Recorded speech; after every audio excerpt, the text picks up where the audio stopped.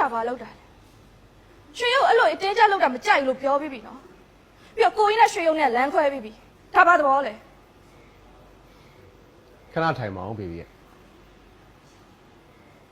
ထိုင်လို့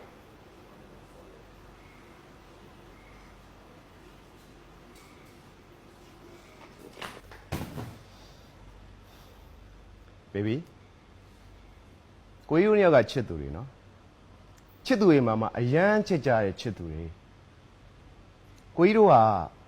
ဂိမ်းကစားနေရမဟုတ်ဘူးဘေဘီရဲ့ဘေဘီသိထားမှာကအချစ်ဆိုတဲ့အရာမှာလူနှစ်ယောက်ပါဝင်ပတ်သက်တယ်တယောက်ကလမ်းခွဲခြင်းတယ်တယောက်ကလမ်းမခွဲခြင်းဆိုရင်အဲ့ဇလန်မပြီးဘူးအဲ့တော့ဘေဘီရင်ထဲမှာအမြဲတမ်းသိနေရမှာကိုကြီးကဘေဘီနဲ့ပတ်သက်ပြီးဘယ်တော့မှဇလန်ပြီးမှာမဟုတ်ဘူးကိုကြီးအဲ့လိုဇလန်မပြီးချင်ဘူးရွှေရုပ်ကိုချစ်တယ်ဆိုဘာလို့ရွှေရုပ်စိတ်ညစ်အောင်လုပ်ကိုကြီးအဲ့လိုအတင်းကျပ်နိုင်ကြလို့ကိုကြီးကိုစိတ်ကုန်တာစိတ်ကုန်ပါဘေဘီရဲ့ဘေဘီစိတ်ကုန်လဲကိုကြီးကဘေဘီကိုချစ်တယ်ဘေဘီကိုကြီးကိုမကျေနပ်လဲကိုကြီးကဘေဘီကိုချစ်တယ်ဘေဘီကိုကြီးကိုဘလောက်ပဲအရွက်တိုက်တိုက်ကိုကြီးကဘေဘီကိုချစ်တယ်သဘောပေါက်လားအခုကိစ္စမှာလေကိုကြီးဘေဘီကိုအတင်းကျပ်မလုပ်ချင်ပါဘူးဘေဘီစိုးနေလို့ဒါလေကိုကြီးအတင်းကျပ်လုပ်လိုက်ရတာ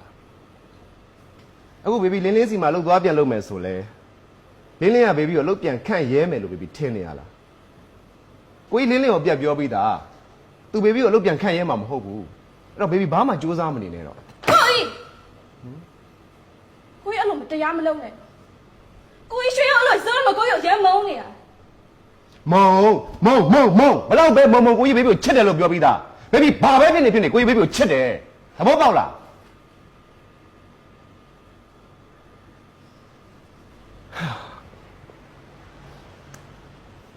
အဲ့တော့ဘေဘီလေးကိုကြီးပြောသလိုပဲဘေဘီလေးနေလိုက်ပါအဲ့ဒါဘေဘီထွက်အကောင်းဆုံးပဲဖြစ်လိမ့်မယ်နော်